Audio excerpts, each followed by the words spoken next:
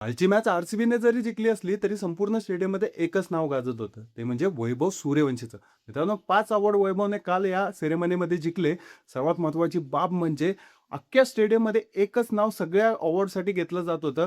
फक्त बॉलरचे जे अवॉर्ड्स आहेत ते बॉलरला देण्यात आले.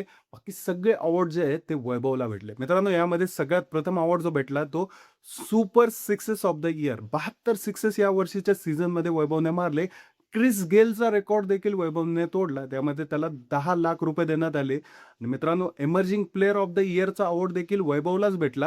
हा अवॉर्ड नवीन-नवीन पोरांना दिला जातो. यामध्ये त्याला ₹10,00,000 देण्यात आले. Super striker of the year देखील हा अवॉर्ड त्याला भेटला. यासोबत त्याला एक टाटा सियारा नवीन कोरी करकरीत देण्यात आली. मित्रांनो ऑरेंज कॅप होल्डर देखील वैभव सूर्यवंशी यावर्षीचा होता. मोस्ट व्हॅल्युएबल प्लेयर देखील वैभव सूर्यवंशी.